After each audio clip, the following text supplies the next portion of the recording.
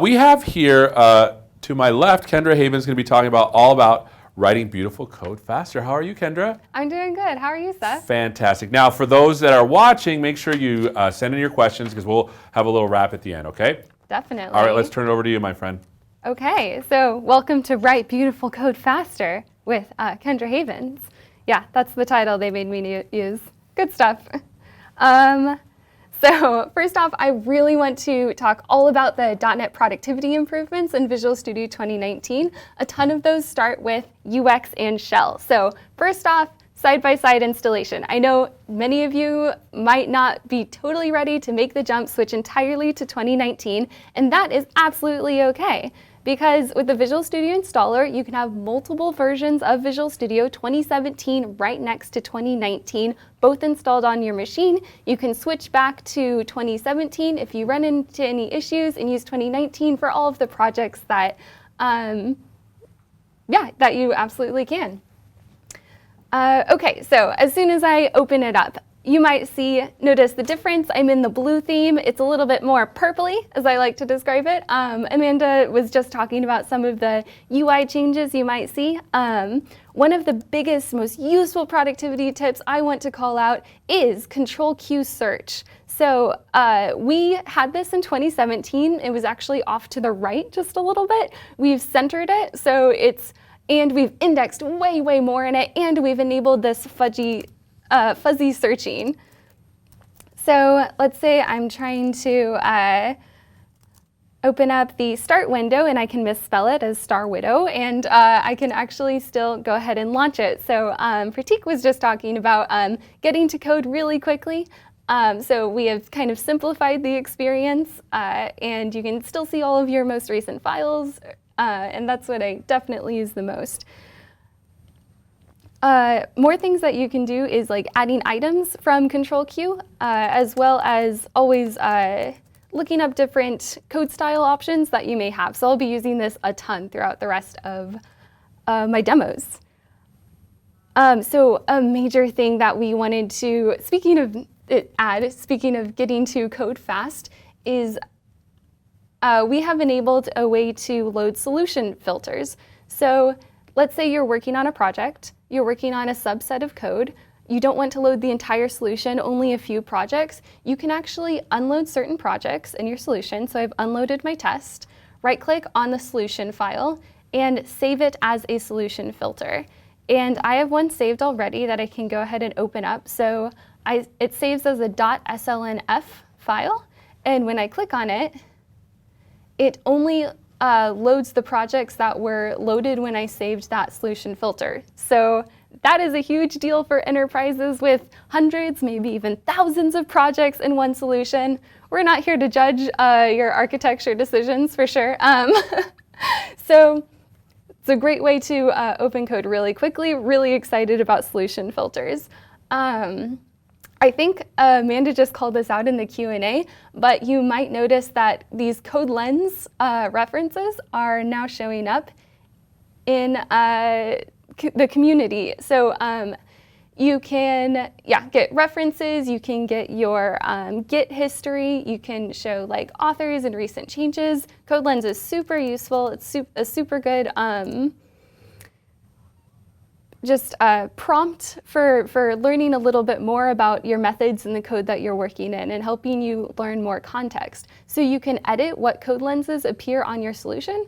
All I did was in Control Q search, I typed in CodeLens, and I have everything enabled because I want to know as much as possible. Okay, and that is in community, so yay! Another thing that is new in Visual Studio 2019, which is a huge reason to upgrade, is per monitor awareness. So it used to be when you launched Visual Studio on your laptop and you dragged it to another monitor because you're living that blessed multi-monitor lifestyle, Visual Studio wouldn't always resize correctly. So now we're much more smart about adjusting fonts for high resolution, which is absolutely wonderful. Okay, so next off, all of the tooling improvements we have in Visual Studio 2019. So first off, new classification colors. you will notice your editor is much more colorful. So keywords, and I just mentioned this in the keynote, so I'll recap just a little bit. Keywords, user methods, local variable names, parameter names, and overloaded operators are all getting new colorization. And you can actually customize these colors if you don't love the ones that we chose for you. So I'll go ahead and go to Fonts and Colors. And again, I just use Control-Q search. I didn't need to go through environment and find fonts and colors and all of that. And if I scroll down to user members, there's my properties and locals and constants and all of that I can adjust myself. Speaking of weird hot dog themes, as we were developing this, a lot of people were excited to see statics were bolded in some of our first iterations. We got a lot of pushback because it was just jumping out to too many people. I was definitely one of the people where I was like, whoa, statics, why are you yelling at me? But if you really did love that, you can still enable it to be a platform and not make all of your decisions for you. So yeah, that's a new one.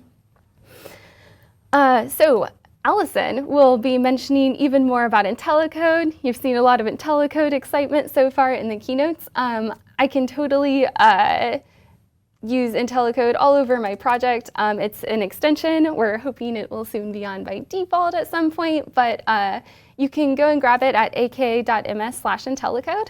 That'll bring you to this page. It works for multiple languages, as Allison mentioned. And it offers smarter completion for dot completion, smarter overload suggestions, and it learns from your context, which is super helpful. It even indexes things that like Newtonsoft.json is not a Microsoft library. It's a super popular NuGet package in the community. It still learns what suggestions are most popular in certain situations. So we still have deserialized object being offered here.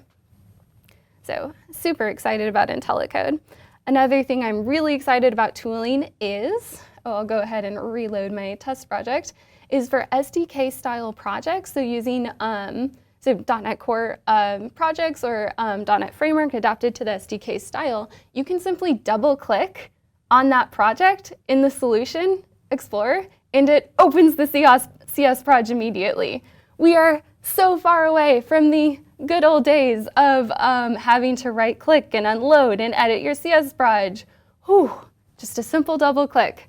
Awesome editing experience for CS Proj. It is all about the little things, trying to make your experience better. Another thing about the CS Proj is you can now find CS Projs in Go to All navigation. So I can type Control T, and that's how I can get to files members, recent files, are my particular favorite navigation. And now we also index CS projects. So any files within those, we even show a preview. So if I closed out of that, and I think retype here, it will show CS Proj in your little preview window without fully opening the file. Pretty sweet.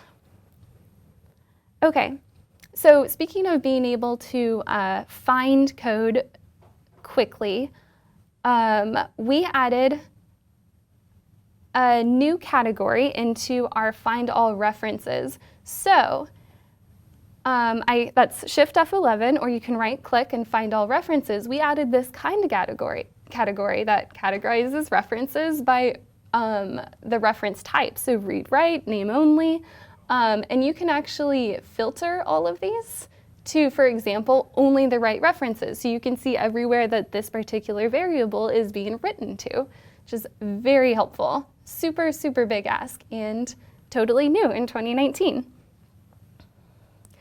And I am excited to show off the search local and watch windows during debugging, but I'm actually going to leave that for Leslie that has a talk later in the day. So stay tuned for more debugging features. Really excited about that. Okay, so I mentioned in the keynote a little bit about code style and management. So let's dig into that a little bit further. So many of you may be familiar with adjusting code style through your tools options. So you can scroll around, you can set your prior preferences to prefer var or explicit type, and you can set the severity of this as well. So something new in 2019 is being able to generate your editor config file from these settings. So I have one generated here. And this is where I can manage all of these settings. So if I went and looked up my var rules, I can say that right now it's actually preferring the explicit type because it's set to false. And I can go ahead and change it to a suggestion, and we can see it impact my code. So here I'm using var in my test project. I can go ahead and select all matching using Shift-Alt-Dot and change that to a suggestion. That's multi-cursor, by the way. If any of you were like, oh yeah, Shift-Alt-Click, or Shift-Alt-Dot to insert at the next matching. Very cool. So now when I go here, I am now getting these dots underneath my var. So the code fix for this is going and changing it to explicit type, but let's say I want to do this for my entire file, and I want to go ahead and fix some of my inconsistent spacing. I have curly braces sometimes on the first line, sometimes the second. I want to apply all of my formatting fixes and my code fixes all at once. I can do that using code cleanup. So we added this little broom icon to the bottom of files. So I can click it to execute code cleanup, which is Control K, Control E, or I can go and configure code cleanup, and here I can actually specify what fixers I want code cleanup to apply. So here I can apply implicit explicit type preferences, so I promoted that to be associated with my code cleanup profile. So this is just deciding what fixers exactly are associated with a certain keyboard command. So if I apply Control KE, it fixes all of my spacing, and it changed my vars into explicit types. Cool. And another thing I want to call out is, so we have a lot of asks for code cleanup to be able to work on your entire solution. We are working on that. We also have a lot of asks to have code cleanup somehow work on the command line, so people might be able to check it into CI/CD. Right now, we do have a .NET Format Global tool that will apply formatting options, so not all code style fixers, more like white space fixers. The curly braces would be a good example of that, or having space in between the parentheses of a parameter, or of a method. You can hook up the .NET Format Global tool right now to your CI/CD pipeline, so it'll do some formatting, not all code style. We're still developing the area, and we're really open to feedback on it. Cool. So next, I'll move on to .NET refactorings and code fixes. So I have a ton to get through. Let's see how fast I can go. So first off is sync namespace and folder name. So a lot of people have been really excited in requesting that one. So if I went ahead and dragged my emojitest.cs to my home controller, so I just changed its containing folder name, right? If I now go to my namespace and hit Control Dot, which is the trusty keyboard shortcut for accessing all of your tooltips and light bulb suggestions for wherever your cursor is, I will get the suggestion to change my namespace to my folder name. Boom. So now it's in the home controller namespace, and this will also change all of the references to this namespace and update all of them as you would sort of expect. Okay, so in the keynote, I was super glad they got this in. We have convert for each to link. So you have the link query body, or you could also use the link method syntax or the call form, so it's all in one line using a lambda. Very nice. We can invert conditionals. So right here, oh, I can tell you what this app does, and actually I can go ahead and run it. So this app grabs all of your tweets that you're currently making on Twitter, and it runs it through Azure Cognitive Services to get the sentiment score. And when I click Analyze here, it will give me back the scores along with the tweets. We also have this ability to analyze the average, so it kind of totals the average sentiment for each user. Just pretty nice little code. Tweets are very important to me, obviously. So here is where we gauge whether or not the tweet sentiment score qualifies as happy, sad, or indifferent. So I have some conditional operators here, and maybe I want this to read happy, indifferent, and then sad. I can go ahead and hit Control Dot after I place my cursor right next to a logical operator, and it will invert that condition. So it didn't actually change the meaning of my code. Scores that are still less than 0.3 we would qualify as sad, and above that was indifferent. So it just changed the way the code is written. So nice little refactoring to have. Okay, another ask that was very popular was being able to not only extract your interface, but extract your interface to the current file. So I can access this by just placing my cursor in any class, and I can hit Extract Interface. It opens this little dialog, and now I have an iEmoji search interface. And Emoji Search is implementing it. But what if I meant to add more members to that interface? What if I added some to my type and I actually want to promote them so I can use them in other places this interface is inherited? I can do that with pull members up. So I place my cursor in any of the members and I can pull members up to a base type. So it reopens that dialog, and I can go ahead and select all the members, and I can pull them up to my interface. So handy dandy little refactorings that we offer now. Okay, so here I have a super long list of parameters, right? It goes all the way off the page. I'm looking at multiple different emojis. New refactoring we're offering is wrap indent every parameter. So I can do that here, and now I can actually read not only my list of string, but my string text. So pretty helpful there. Okay, and let's say that this is another very popular refactoring. I'm trying to type out a function that I know I have the dependency installed in my project, but I just don't have the using statement. So here I'm trying to call newtonsoft.json. I get an actual code fix to add the missing using. So I can add using newtonsoft.json, pop that at the top of my project, and now I can get all of the IntelliSense that I actually wanted for it. Cool. And let's see. So going back to my emoji search class, I wanted to call out that the regex I have here, you may notice it's getting some colorization. That's because we added regex language support in Visual Studio 2019. You even have brace completion and some, brace detection and some error messages. And it can sense when you're missing something or you mistype something, because let's be real, typing regex is hard enough, so we're trying to make that a lot easier for you. You may notice I'm getting some warning text here.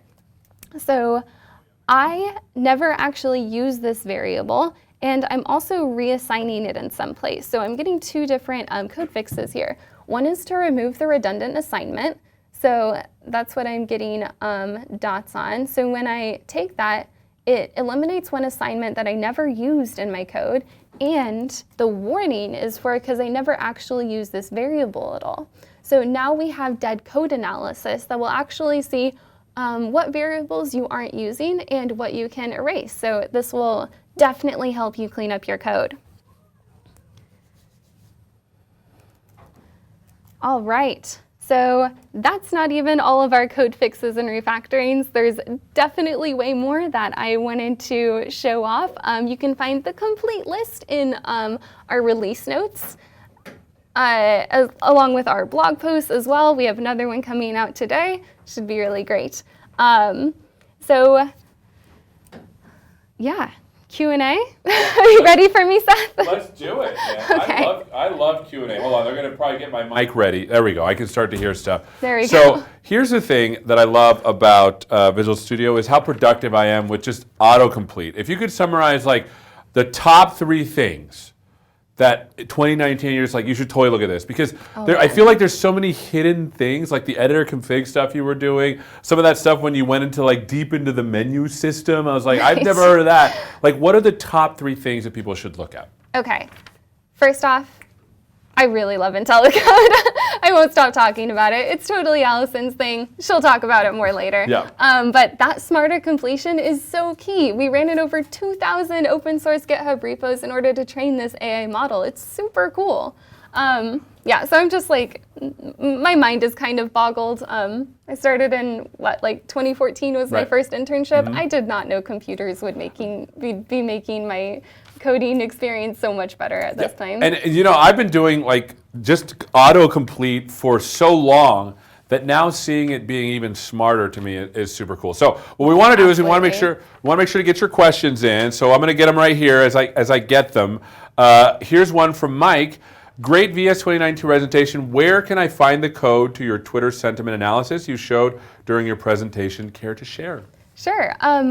Some of the emoji search classes and that kind of stuff I added myself, but generally there's a great tutorial on Twitter sentiment analysis that you can find in our Azure docs. I'll try to figure out the link for it and tweet it. Awesome. We'll make sure to put it out there for you. From Travis. I know Travis. For hey, code Travis. cleanup, how do you configure it to run Roslyn Analyzer fixes like those found in StyleCop? Would love to have one-click member reordering and spacing fixes. Sure. So a lot of the StyleCop analyzers we have implemented in our Roslyn Analyzers repo. So this is a repository separate from what ships with the compiler because it offers a lot more suggestions than we want to have on by default. But if you want to go and grab that NuGet package, I think you'll get a lot of what you would normally see in StyleCop. Awesome. Not 100%, Okay. but a lot of them. Okay, so enough of them, right? Let us know. can you show me one more time, because something happened with audio when I was outside. I want to see the menu where you were changing a lot of the coloring. Can you show that? Because I want to be able to get to that again when I go back. So let's go to her screen if we can. So it's super easy to open. You use Control Q and just type in fonts, right? See, like that's the part I missed, because the thing is, You gotta use search. Yeah, and this is the problem that I have. Like I was walking by, because I'm going to be honest with everybody. I went to actually grab a donut, but don't tell anybody, because Okay, it's I our won't. secret. But I saw you were in this menu changing very specific things, and you can see it on your screen right now if we go to the screen.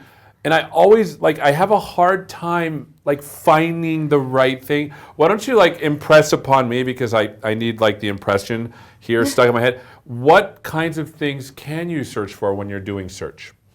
So all of our menu commands used to be the only things accessible through search, and now we have things like adding certain NuGet packages or adding a project new file in search as well as a ton of stuff in tools options. And not everything in tools options is there.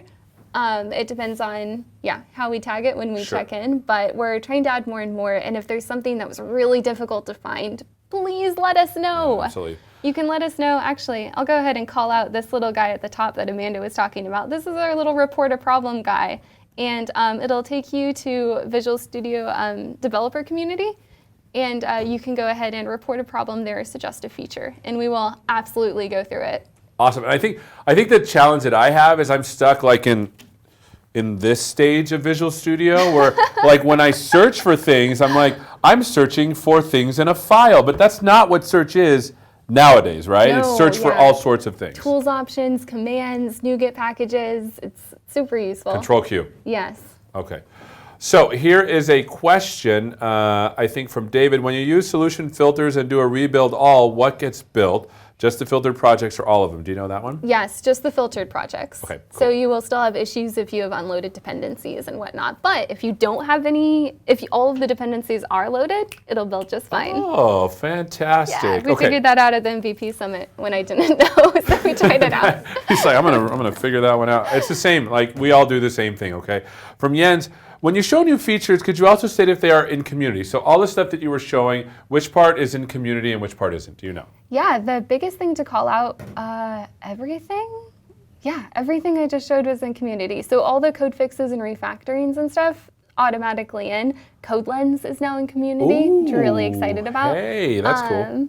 Yeah, editing project files, yeah, everything is just in there. What I want to do now is we have a couple of minutes, and then as your questions come in, I want to make sure that we call out some people. Here's some people in Boston that are here that are watching. Look how cool they are. Thanks, Jim, for that. Hi, Jim. And I wanted to do a little inception here.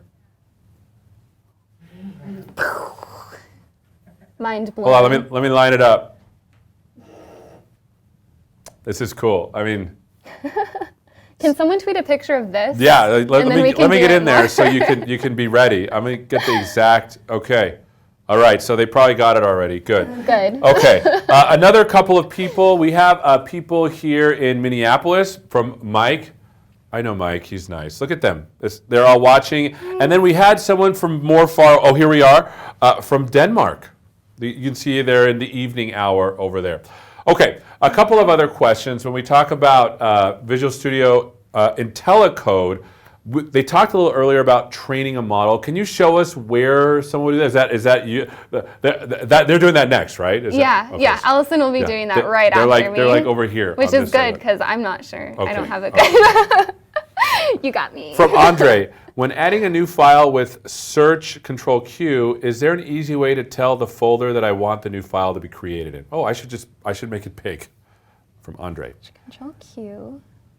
So you can make it. You can add new files with Search Control Q. It opens up the regular add file dialog. Okay. So the same sort of input that, let's see if I can add new item.